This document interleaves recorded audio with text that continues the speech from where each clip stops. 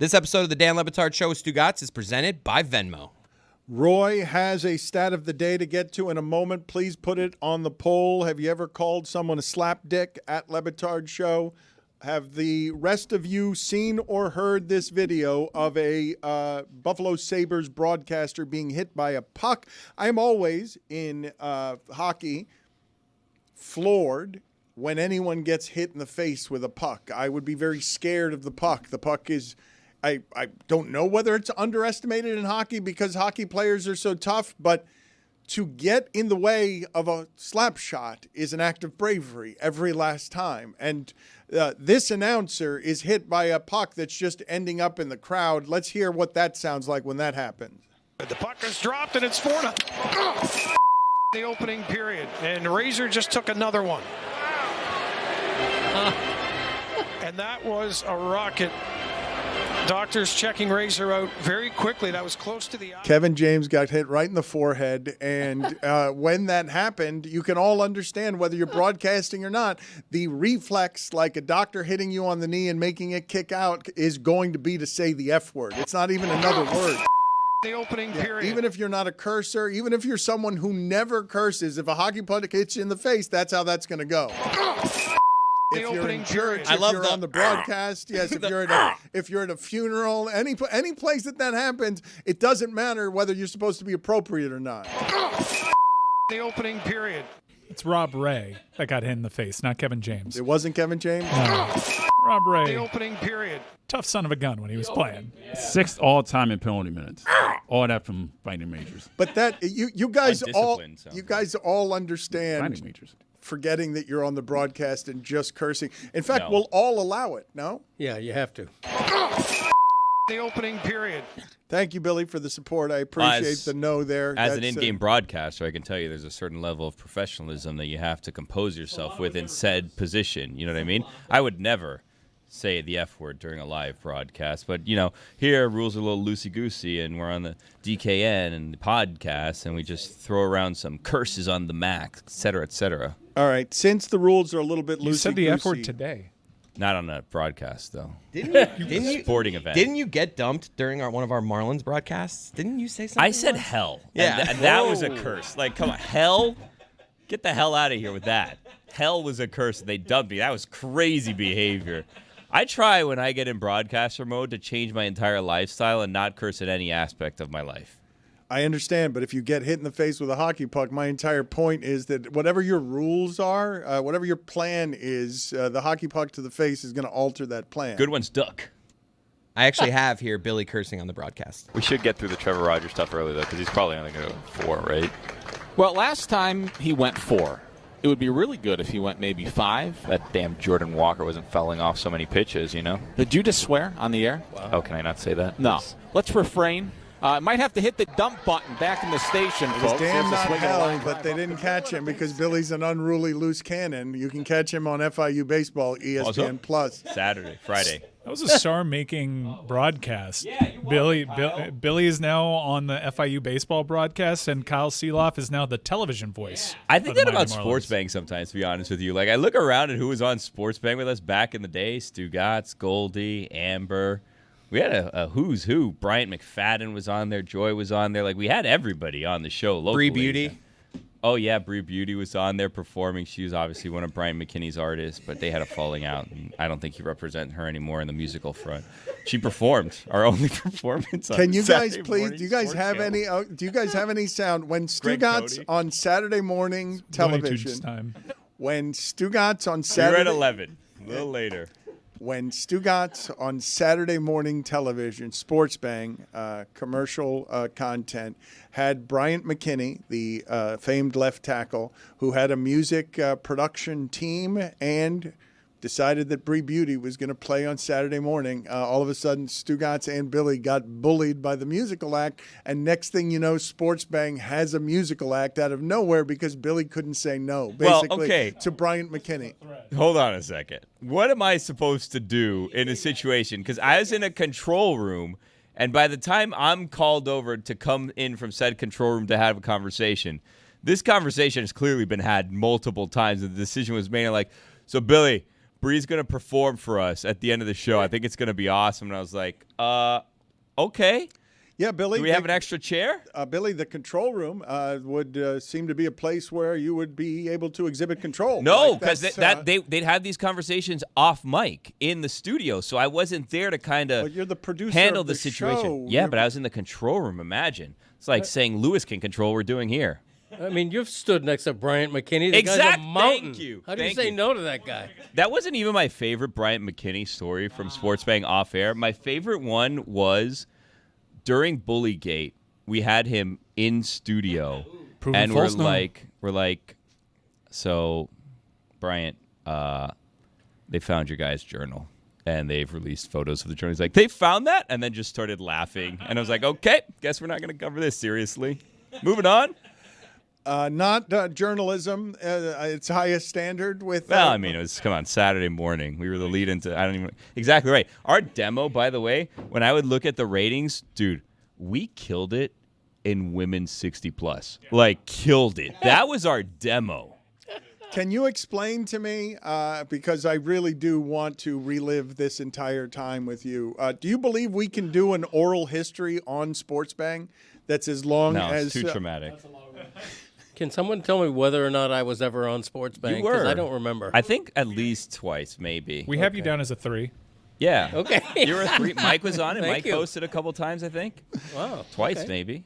When I came in here today, can you guys explain to me, because I hate the lack of respect that there is around here, and I sort of careened in here with the meat sweats off of Food and Wine Festival, and everyone was laughing at something involving me, but I don't know exactly what it was. Chris, can you give me some background on what it is that you guys were mocking when I came in here today? It was you at the event with Belky's, and you have your glasses on, and you're kind of talking to the crowd, and you're kind of hitting some sponsors, and your way of doing it, you're used to us.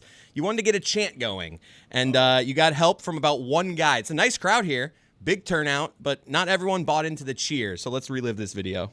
Coca-Cola. Can I get a Coca-Cola chant? Coca-Cola. Excellent. So, like Belichick, huh? Wow.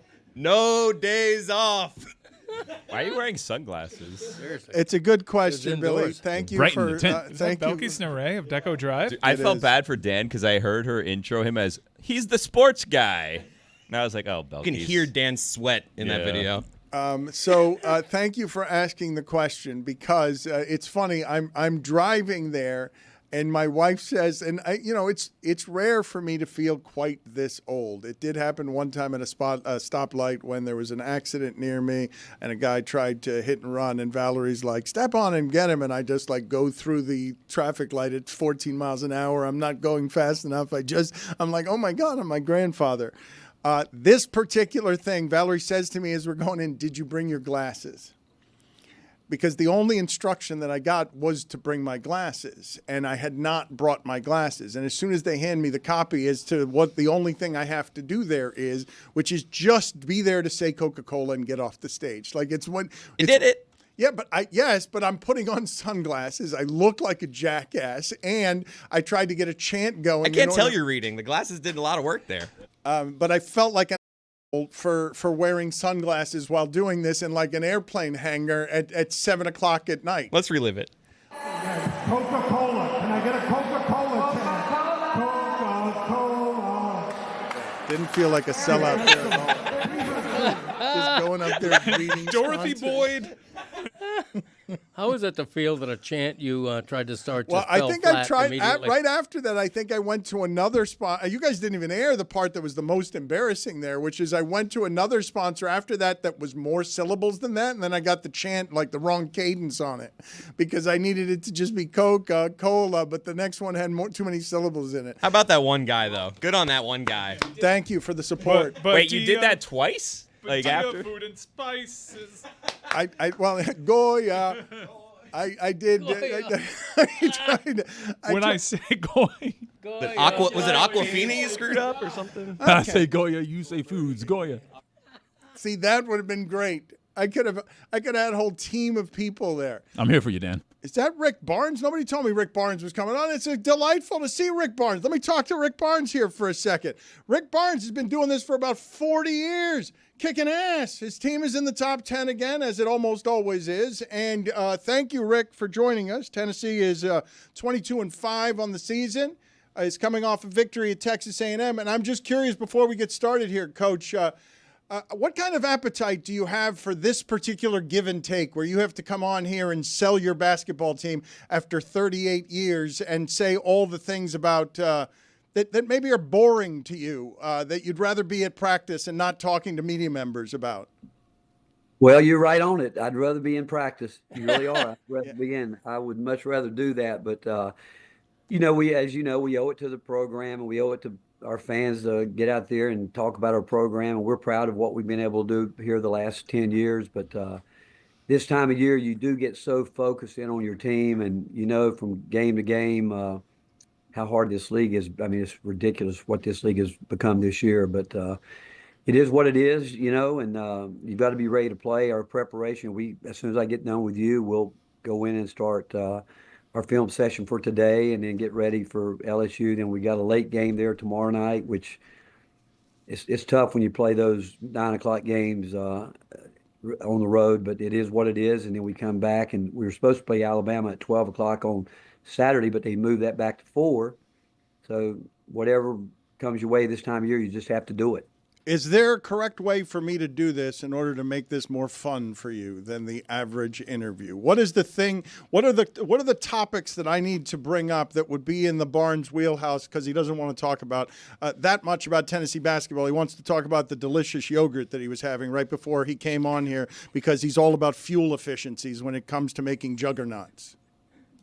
Well, since you're talking about fuel efficiency, we can talk about NASCAR. I love NASCAR. I'm a big NASCAR fan. Same. Oh, what did you think about that caution finish? That was terrible. We had. Yeah, I'm not into that rule. I'm not into that one. I think they ought to have to race it all the way to the finish line. And the last week, the Daytona race, it must be a big sport because they stayed on the air from about 12 o'clock till 10 o'clock that night because of rain delays and all this and all that. But yeah, I grew up in Hickory, North Carolina, where NASCAR started over in that area, and at a young age, my brothers and I, we'd find a way to get to Hickory Speedway or Lenore Burke Antioch Speedway, and we'd go to a race on Friday or Saturday night. And my first love was NASCAR, but then I fell in love with the New York Yankees, and baseball was probably my second love.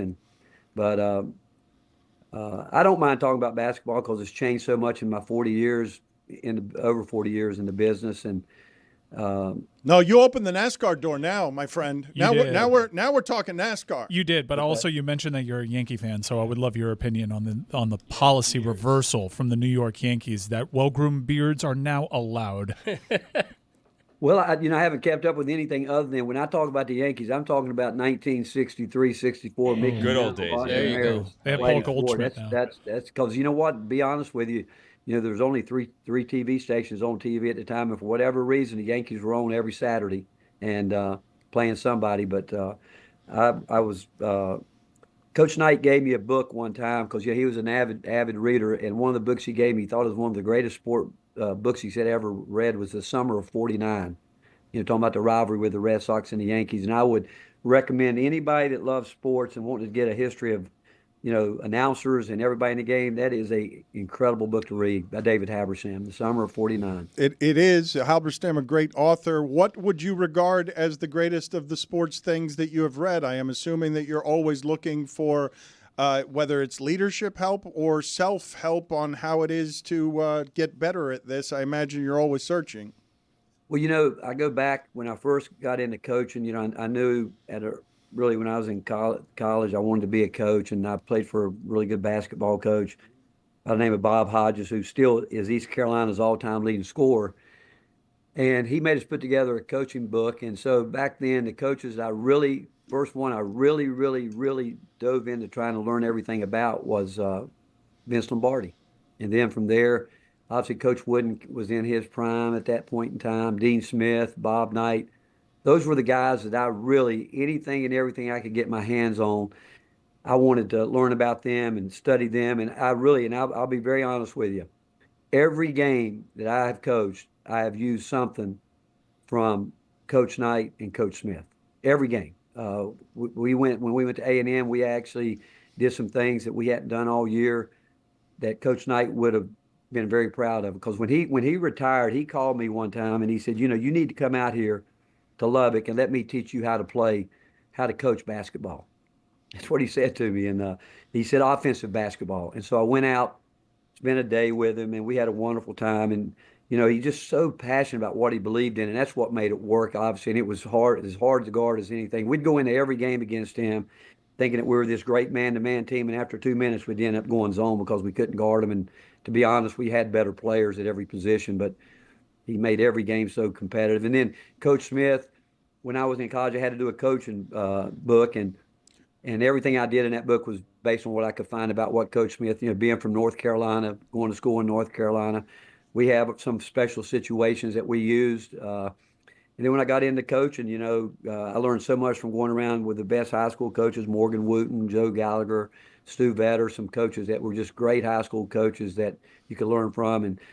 And to be honest with you, I really think if I stop even today trying to go back and doing some of the things and trying to continue to learn how to coach this game, I think I'd quit, because that excites me, that I know that even as long as I've been in this game, I can still learn some things about it, and learn from everybody. I've learned something from everybody I've coached against, but that's what's exciting about it, because you can coach this game, play this game a lot of different ways, but I don't ever want to get stale and mundane, and so that's what I do to keep myself going. I'm always looking, and Bob McKillop has been a major influence on my career. We were together my first year in coaching when I was a volunteer, and he was a full-time coach at Davidson. He and I would go running every day, and I'd pick his brain about everything, and he's had a tremendous influence on my life. Rick, we are going to get some more NASCAR out of you, whether you want it or not. And we also have Shot for Your Life with one of your players that we're going to play, where we're going to pin you down and we're going to make you pick one player. You're not going to be able to do this coach wiggle dance where you can't. We're going to force you to pick one player. But, Mike, what do you got for him on NASCAR? Well, who's your driver? Are you loyal to a team? Are you loyal to a number or a specific driver? I was growing up, I was a Woods brother guy back in the day, Kel Yarborough, David Pearson, those kind of guys. And obviously I became a big Dale Earnhardt Sr. And when he passed, I obviously would love to see his son do well. Then became a Martin Truex guy. But also knowing Joe Gibbs, I pull for his, because he was the head coach of the Washington Redskins when I was an assistant at George Mason back in the day. And I got to spend a lot of time at Redskin Park out there with a friend that knew Coach Gibbs, and so I do pull for those guys. But for some reason, I caught myself yesterday pulling for Kyle Busch. I don't know if it's because last year was the first time he hadn't won in 20 years, but as he's getting older, and I'd love to see him have a great run. Like last year, I was pulling hard for Martin Truex to finish it up on a great note. But yeah. So this year, I think my guy is going to be Kyle Busch, and hope that he can get back where he wants to be one more time. Were you mad at Hocevar? Because Kyle Busch certainly was. You watch that radio transmission? Yeah. I get to guys being competitive, and I will say this to you. I've become very impressed with Michael Jordan's team. With Denny Hamlin and Bubba Wallace's mother. I think ran track here at the University of Tennessee. So I've met Bubba, and he tries to bring his dad over to a game every year. And so I will be pulling for him, obviously, too. But, yeah, some of those guys, I wish I could be back in the day, like when Richard Petty, they were the first family, I think, they had multiple cars, and one of them went out and was a blocker. I'd like to be a blocker. I don't think I'm good enough to win, but I could definitely wreck somebody. Well, wait a minute. So yeah. So could you have been a driver? Like, how close were you to being a driver? Or was it just something you were dreaming about? Or did you actually do anything to start down that path before basketball? No, I dreamed about it. I can remember sitting in the third and fourth grade getting in trouble because I'd always draw race cars. My teacher would come by and I'm not doing the schoolwork, and I'd be trying to draw different race cars and love trying to put these creative numbers on them and all this and all that. But you failed at your dreams. You failed at your dreams. You did not succeed. I did get a chance to drive the pace car over at Bristol when I first got here, and I'd ask somebody, I said, "What's the fastest this car is ever going around this track?" And they said, Carl Edwards took it around the track at 97 miles an hour over there. It's a small track. I said, well, I'm going to beat that. I got it to 75, and I had enough. So I could have done it. Before we get you out of here, Coach, Tony's got a game for you. How many shot for your life, one shot for your life, picking only from among the 38 years of players Rick Barnes has coached? That's right, and I've narrowed it down to the guys that he's put in the NBA, too, because sometimes there's people that you haven't heard of that Coach would bring back from, like, 1991. So this is going to be, Coach, NBA players that you've coached in college, shot for your life. So you can only pick one when I give you these sets of players. You ready? Okay. All right, Grant Williams or Avery Bradley, shot for your life. Grant Williams. Good dad. PJ Tucker or LaMarcus Aldridge? Oh, man. Are you saying, when you say shot for my life, you Shot mean for to your win a life, game? Coach. They got the ball in their Your hands. life is They're on going to the shoot line. it. Your life's on the line. Is it in the corner? Coach, the clarification's Well, they gotta unnecessary. make a shot. It's for your life. Get it wrong, you're joining Dale Senior. Hey, I love LaMarcus Aldridge, but PJ Tucker, second best college scorer I've ever coached. Wow. Woo! Wow. Okay. First. Real Hoopers, no. First is KD, obviously, Dan. Come on. What are we doing here? All right. Aldridge was This a one's good going to be scorer. tough because neither were known. Well, one's known for his shooting, but one wasn't. Dexter Pittman, Miami Heat legend, or Miles Turner? Miles Turner. That was quick. All right. We're going back to the old school, Dan. Greg, you'll remember some of these names. Austin Crozier or Chris Mim? Austin Crozier. Look at that. Okay. Stretch four for his time, right, Coach? Good college player. DJ Augustine or Boobie Gibson? DJ Augustine. Did you call him Boobie, Coach, or no? Yeah, I did. He was a great player, but DJ Augustine played with KD and had a big influence on KD too. I can't remember, could tell you how many times DJ would go over to Kevin and say, "Man, we need you to take this game over," and I'd say, "I agree with him. Take this game over." It's good coaching. That's why you're the genius that you are. Denny Hamlin or Kyle Larson? Yeah, race for your life. Denny Hamlin. Oh, really? Well, it's the Gibbs thing. The Intimidator or the I know King? You think I'm crazy. I know you think I'm crazy when I say that. It's just Denny's been around a long time, and when you get to my age, you kind of like those older guys. Yeah, better speedway racer. Do you think the speedways are too random? I'm sorry, it's your time. It's my, thank you. I see my time. Yeah. Earnhardt or Petty, Coach?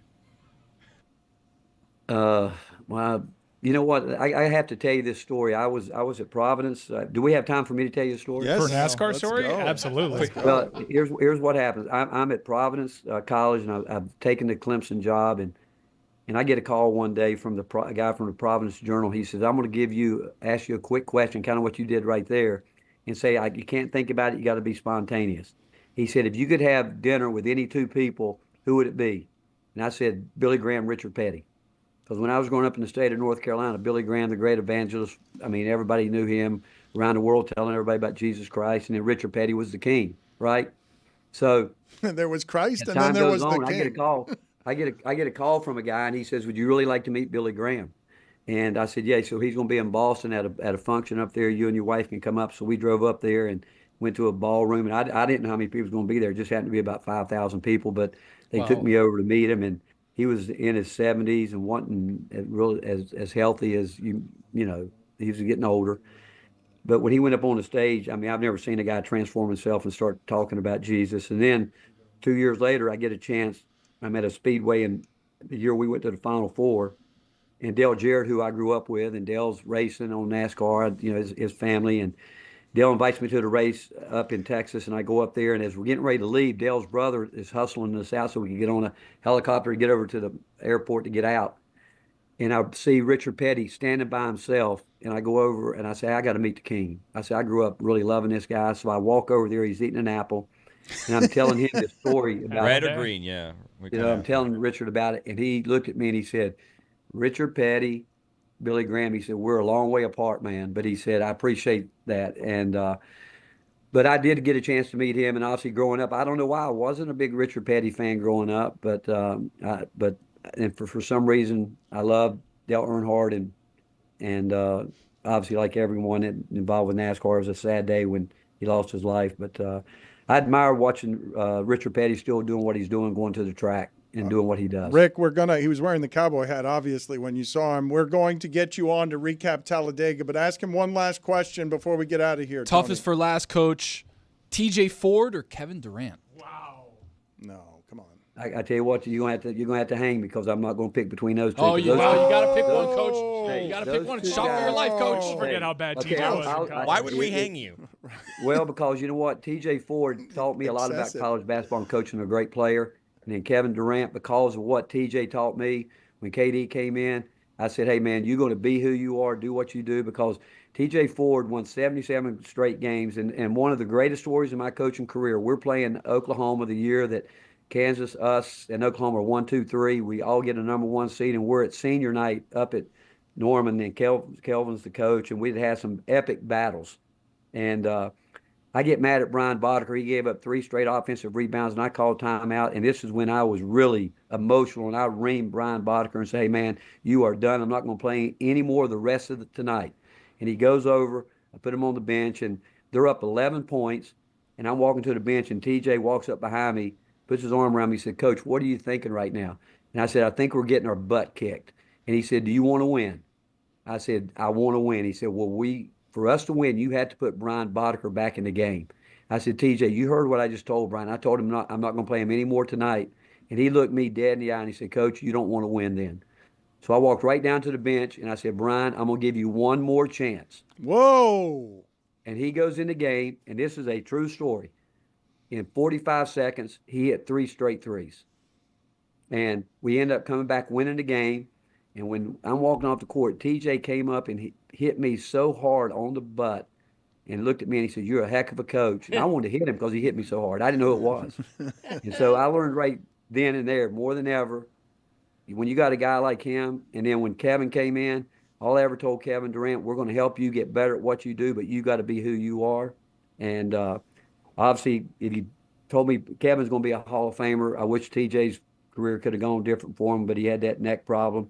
But those two guys taught me a lot about how to deal with great, great players. And in some ways, it's been a curse because those two guys love basketball. Pick one, Barnes. Work harder than Pick anybody one, I've Barnes. ever coached. When you get guys that work that hard, you expect that from everybody. Pick one. You got to pick one, Barnes. pick You're one. not going to be a Just coward Well, I said about what I this. said about TJ, but I'm going to pick KD. There it is. Yeah, we badgered him into it. We badgered him into So we're all going to it. get a body on somebody. We will not hang you. What do you think about the 12 car's ability to come back to the field? Well, after Talladega, we'll Top 5 talk to Rick finish. Barnes. Thank you, Rick. Good Roger seeing Maris you. or Joe Pepitone? Okay, get out. Raise hell, praise Dale, right, All right, Coach? get out of here. Goodbye, Thank Rick. you, guys. Thank you. Robin is, that's right, racing. All right, stop it. All of you stop it. I lost Greg Cote in the middle of that. Greg Cote drifted off. He drifted off to another place. I asked the best question. Serene. He refused to answer. All those Legacy fans are Wood Brothers guys. Yeah. It's crazy. I want to play some video for you guys here. And this, I wonder if you guys, I don't know if you do this. I don't know if you care about these things.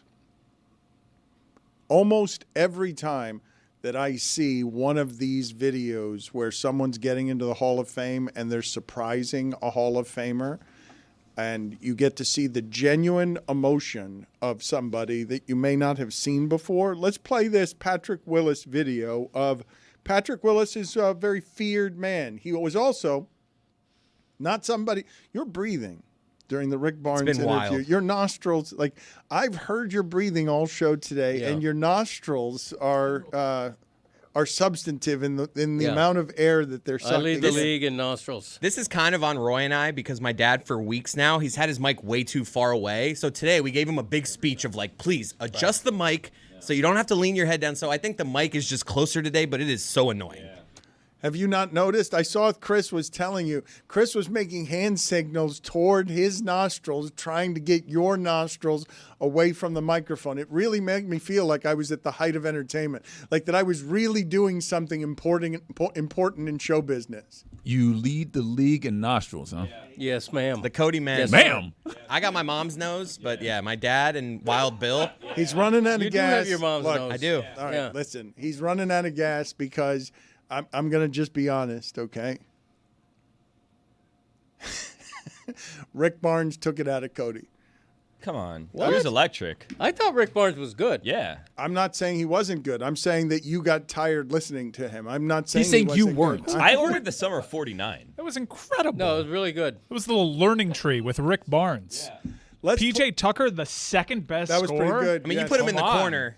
That was pretty good. A little flip shot over LaMarcus Aldridge. Yeah, P.J. Tucker. Marcus Aldridge was a gifted You scorer. really lured him out there, Awful. Tony. Come on. Real Hoopers know, though, Dan. You knew what was going to happen. We will play the LaMarcus Aldridge sound that's classic from Stugotz He in a didn't second. mince words when it came to Carson Hocevar. But before we do that, let's play this Patrick Willis video because this is not a demonstrative man. He's one of the best linebackers ever. You don't see a lot of emotion out of him. This is the most I've seen.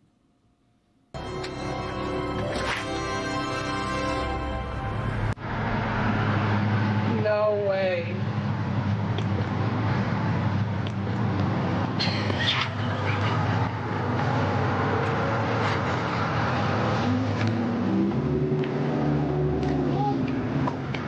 There's kids at the door.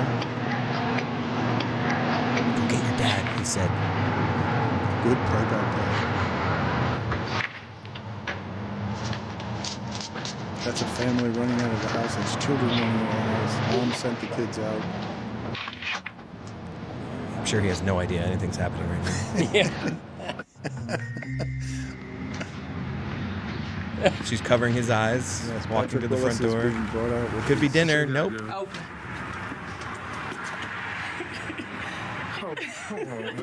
Come on, man. P. Willie. Oh, man. Willis. Oh. The fountain of youth that is for players who are probably in a great deal of pain in retirement to be able to go and revisit what was 5 years ago. Those are always emotional in ways that show a gratitude post-career for something that they might not have felt or could have articulated during their career because they were so busy being competitive. There's no time to sort of slow down and realize how great it actually was until you have the appreciation of being 5 years removed from it. You guys will you stop on one of those every time or not? Will you? I become a cynic with those. I'm always like, the producers probably showed up an hour before and they're like, he'll be here soon. That one seemed like no one planned that happening, which seemed like you kind of should have I maybe thought that called was great. someone. Yeah, that was great. Need a little David Baker, if we're going to be honest with you. Big. Oh, yeah, dude. Yeah. Little Well said, dash honestly. at David He is Baker. big. Yeah, big guy. Yes, David Baker. For those of you who do not know, the Hall of Fame man is in size. He is ogre-ish. Ogre-ish.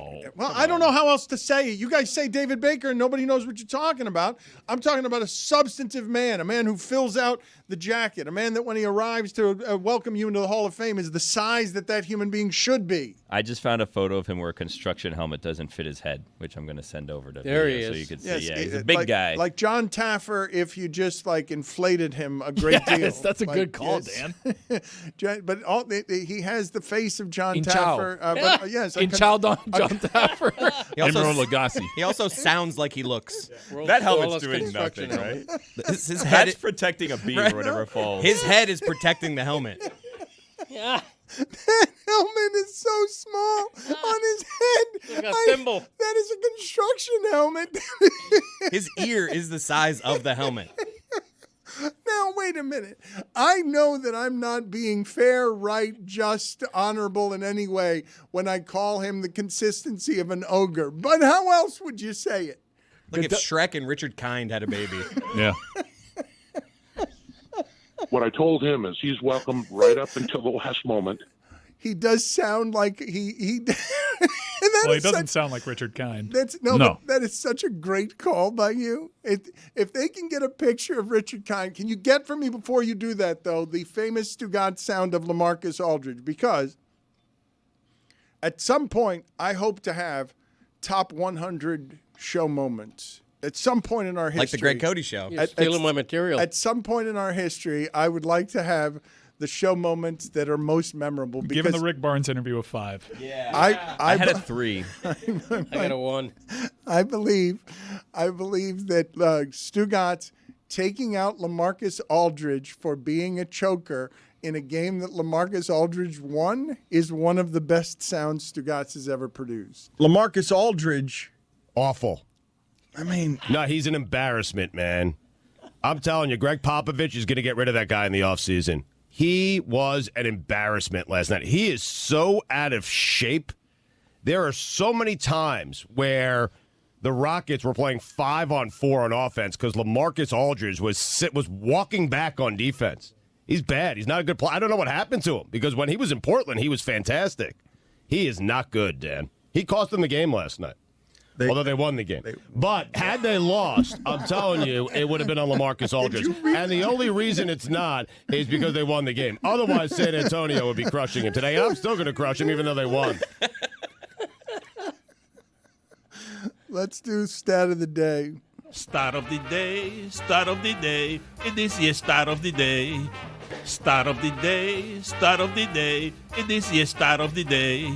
Start of the day, start of the day. It is your start of the day. Start of the day, start of the day. It is your start of the day.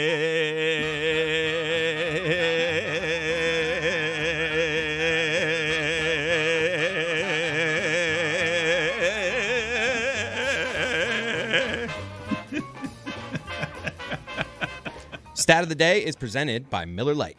Alexander Ovechkin is the first player in NHL history to score 200 or more goals in 3 different decades, respectively.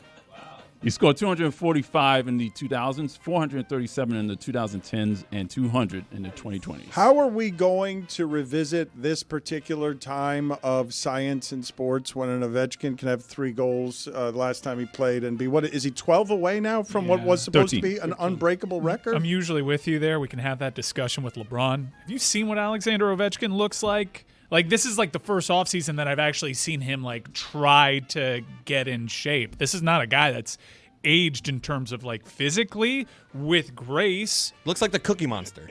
I'm not saying he's ever looked like anything other than somebody who's Jaromir Jagr light, able to do amazing things even though he parties his face off. The Ovechkin sound that I have that's most memorable to me is him at a parade slurring his words through the speech. I think of him as an epic partier. What I don't understand is how you can be an epic partier 39 years old and challenge a record that I did not think was challengeable. Like, I don't get how Jagr and Ovechkin, Jagr does these workouts at 50 at midnight in the rink wearing all sorts of ankle weights and stuff after partying all day. I don't get how people like this are able to do this. That sport's too hard to do that at 39 the way Ovechkin's doing. I couldn't explain this other than saying in terms of goal scoring, he's as gifted as they've ever come. I know the record. Tony knows the record, but what record are we talking about? Wayne Gretzky's goal scoring record. Gotcha. He does look like Richard call. Kind. It's such a good call by Chris Cote there. It's yours, boys and girls and babes. Let's go! The production team was a little slower than I would have liked, but let's see what Roy produced here with a little bit of bass in his voice.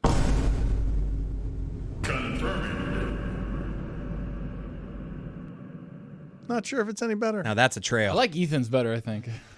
Not the trail was better. Not sure. Yeah, the trail was better, but it's just sort of it's not filled with menace. It's not filled with it's got to have something extra on it. I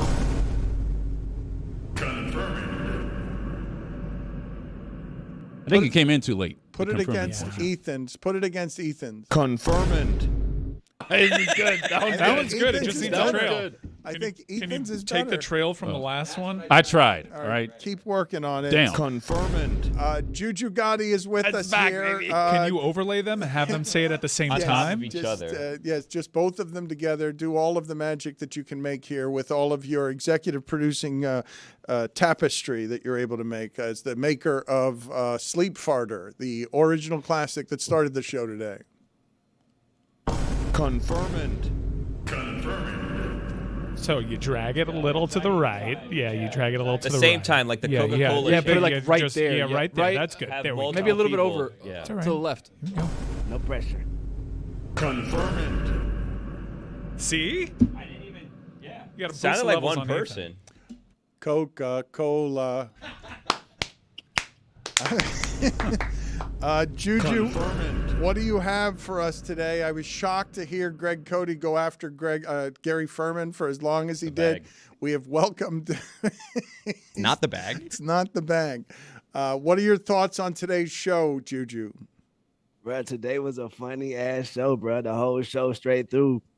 even up until Tony's game with Rick Barnes, bro, he pulled out some facts that I never knew. I didn't think it was going to be such a puzzle for him. TJ Ford, Kevin Durant. I liked the whole show, bro. I thought that would have been easy, T. I think he surprised us. Tony really did rescue that interview. That interview had some meandering paths in it, and Tony came in. Keep doing that. I thought it was fine the whole time. Nah, his NASCAR opinions were very revealing as well, too. Salute to NASCAR. What do you think I'm doing the entire time? Pointing out that Rick Barnes had some meandering answers? Just pooping on everything. If you can poop on it, you'll do it. Is it pooping? Is it just, I mean, okay. I'm starting a podcast with him. Poo-pooing. Richard Petty was eating an apple. What color was that apple? We didn't get that answer. No, that question did get asked, but was not heard. Dodging the tough question. I didn't think there was enough Greg Cote today. Fortunately, we'll have him back tomorrow and really ride the Greg Cote show and the Greg Cote train into the sky. Right, and you can also catch the Greg Cote show featuring Greg Cote right now, available on our podcast. Not the top 100 guests of all time. That's next week. Yeah. This week Juju is the very top, high on that list. Top 20 herbs is what's on this week's list. Also, Ariana Grande. I think she could be considered with the Lamar Jacksons of the world, South Florida. Yeah. Well, but I was doing just athletes, was I not? Yeah, well, he just opened it up. Okay, but I didn't ask anybody to open it up. I was just doing athletes. Once again, pooping on another thing. Yeah, or poo-pooing. What else do you have, Juju, for us?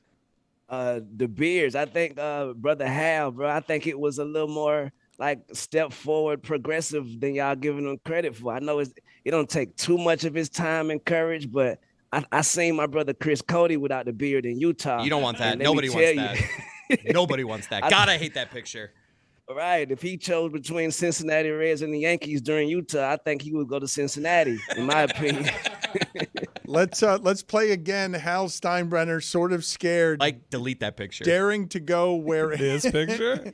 Daring to go where no Yankee leader has gone since 1975. Allowing, please focus in on Chris Cote's beardless face. All because XFL started. Like Mike's like, hey, let's lock arms. We'll do a photo, and that was created. God, do I hate that Why'd photo? you shave again? I had to shave him for Dollar Shave Club execution. I got paid too. Does Greg wanted to shave his head today? No, I'm I don't know. confused I don't by know. that. That was Please such a get that lack- off the phone. Jesus. That was such a lack of a payoff. Greg Cote bringing in a haircut kit. Remember the and not buzzer though? using That's a great sound. That Play the sound of Hal Steinbrenner being a total corporate stiff. You know, our new vice president has a beard. Members of Congress have a beard. The list goes on and on and on in this country and in this world. It is a part of who these younger men are. It's a part of their character. It's a part of their persona. I did make the decision that the policy that was in place was outdated, and given how important it is to that generation, and given that it is the norm in this world today, that it was somewhat unreasonable. The list goes on and on and on in this country and in this world. It's a great line. I think Greg Cote should grow his hair out Michael Bolton style. We feather it up and get some wind blowing in that thing and do a photo shoot with him by about 8 months from now, you dig? I think that's a good idea. Do you think Greg Cote might go totally unruly there, Chris? Instead of shaving his head, just go total long hair. To go into his 70s as someone who's a bit of a hippie. I think that's good advice. My We'll ask mom him would tomorrow. hate that. Yes, It's funny. I'm with Juju. It'd be hilarious. But my mom, I know, hates when his hair is like as long as it is now. Okay, so that's a problem. It's funny for us for a couple of hours, and then an eternal. I'm hell still in on it for her. You know, He'd look like the uncle in Arrested Development, probably. He'd look more like Rob Ryan, I think. No, if he grew out his hair, he Strong. would have. Yeah, he that's would a have. good He would just have long. He would have. I have pizza boxes in my van hair. Mm-hmm. Rob Ryan is definitely somebody who said slap dick. Oh, for sure. For sure. Yeah. 100%. Put it on the poll at Le Batard Show. Does Rob Ryan definitely look like somebody who says slap dick 100% at Le Batard Show? What else do you have for polls there, Juju? Okay, for polls. Can it be a big story if it involves college baseball? Before I give this answer, salute to my brother Billy. Bravery award. He's doing a great job. Bravery. I think the world of you, brother, like doing this thing. I tuned in and everything. Keep doing your thing. Bravery. Why bravery, Juju? Don't take away my award. Because man, he comes off well.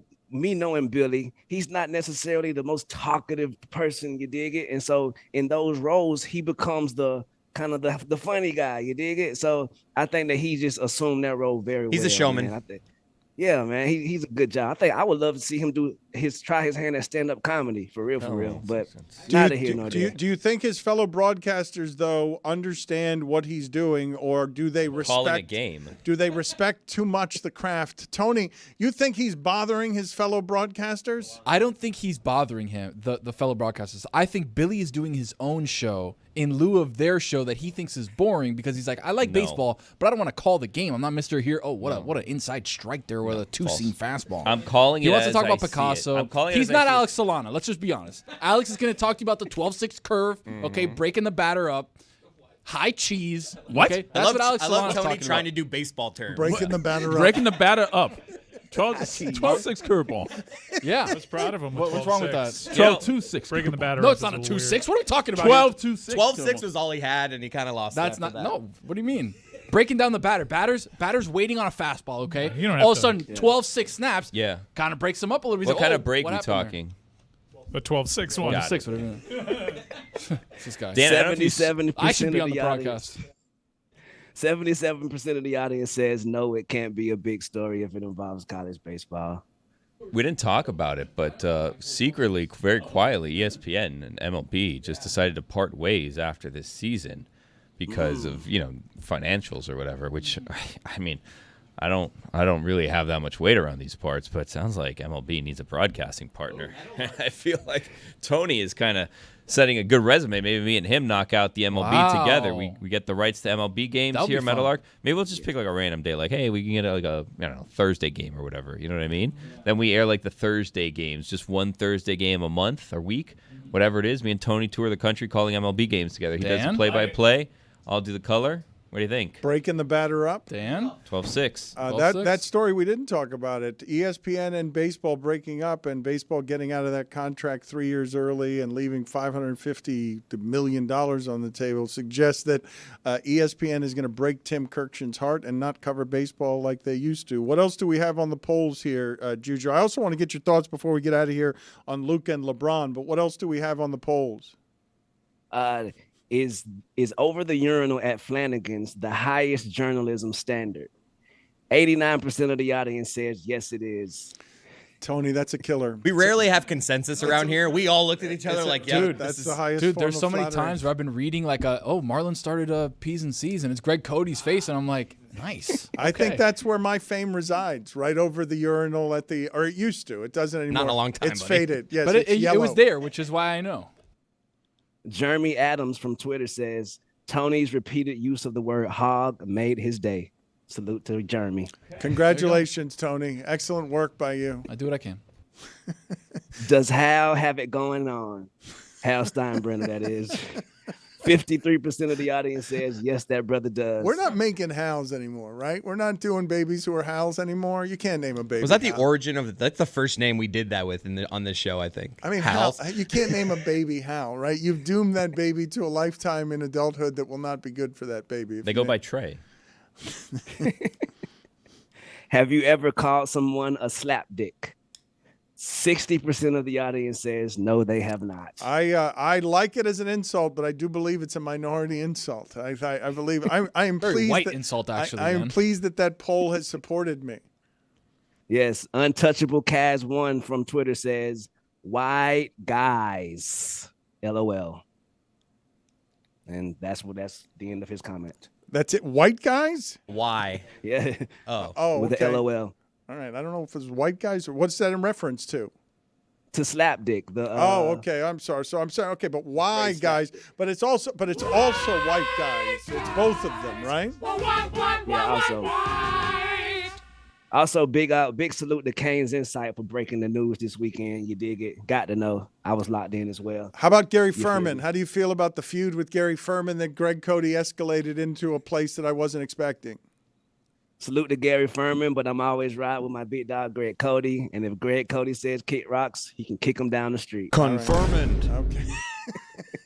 What do you have for us on LeBron and Luka finally playing a game together that looked like LeBron and Luka can look fun? Right. Finally. That was an example of what could be and an example of, I also think the Joker kind of was playing coy that night. He'd only had 2 field goal attempts at halftime. I think it was a fill-out game for the Denver Nuggets moving forward. So I think that as good as that game was for the Lakers, they're in trouble come playoff times, because I think that those guys, you can't rely on that performance every game from them people. And so, yeah, I think it's good for now, but not for the future. Juju, good seeing you. Always good seeing you. We'll talk to you again tomorrow. Yes, sir. Thank you, Juju. Thank you, Al. Confirmant.